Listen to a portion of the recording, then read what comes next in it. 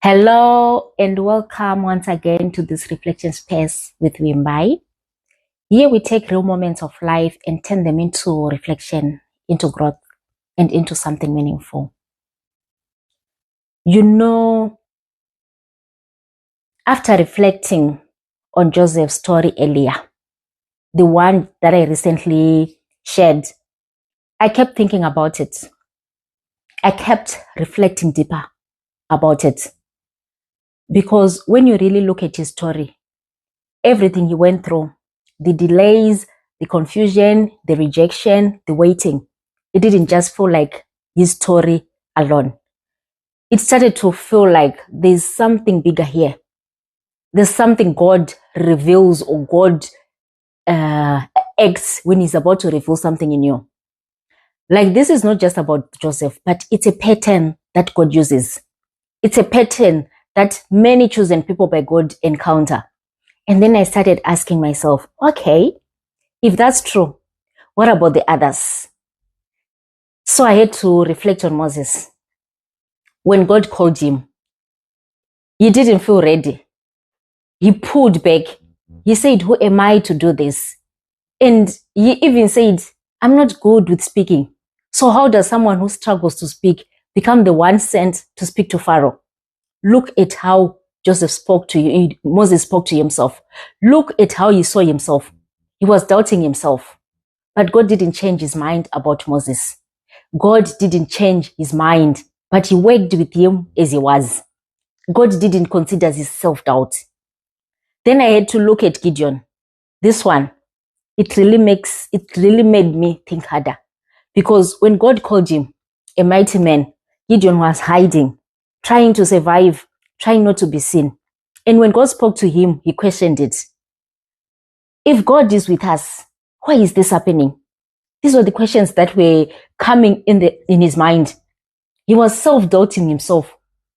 And honestly, that sounds like something we still say today, something we actually live on today. Most people, we often talk down ourselves. We look down upon ourselves. We doubt ourselves.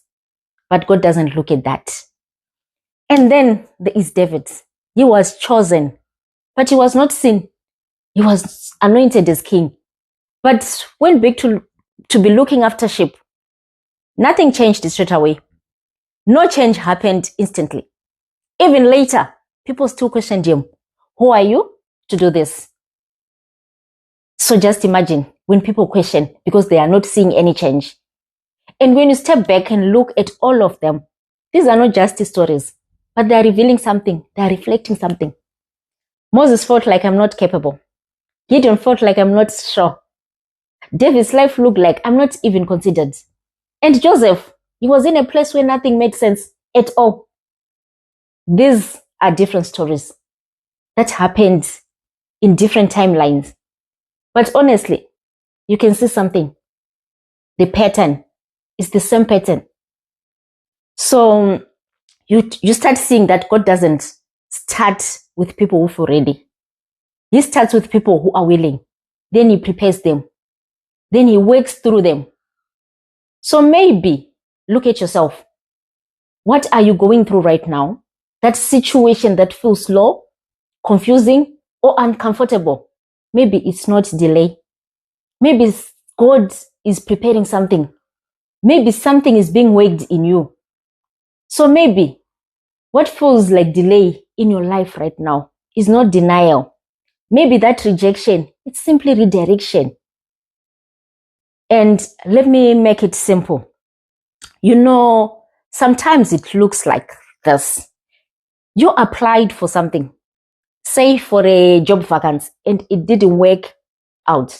It didn't turn out to give you the positive response you wanted. You thought something would move forward, but it didn't. And you start telling yourself, maybe this is not for me. You start doubting yourself. You start telling yourself, maybe I don't deserve it. But let me tell you something. What if it's not rejection? What if it's preparation? Or maybe you feel ready for more, but nothing around you is changing. And it feels frustrating, like, why am I still here? But go back to David. If you look at David, being chosen didn't mean immediate change. Did you hear this? I will repeat. Sometimes being chosen does not mean immediate change. So just to take a moment and think about this. What is it that you're going through right now that feels impossible? What is it that you keep telling yourself that this is the end, that this is not going to change, that this is not going to happen to you? And what if you looked at it differently? What if you see your life the way Joseph's story unfolded? The way Moses' journey came together. See your life the way David's path was formed. Not as something falling apart, but as something being worked in you, worked in your life, prepared in your life, built in your life. Because maybe this is not just a situation that you're going through. Maybe something is being built in you. Maybe you're being prepared. Maybe you are being shaped. Maybe something is being pruned in your life.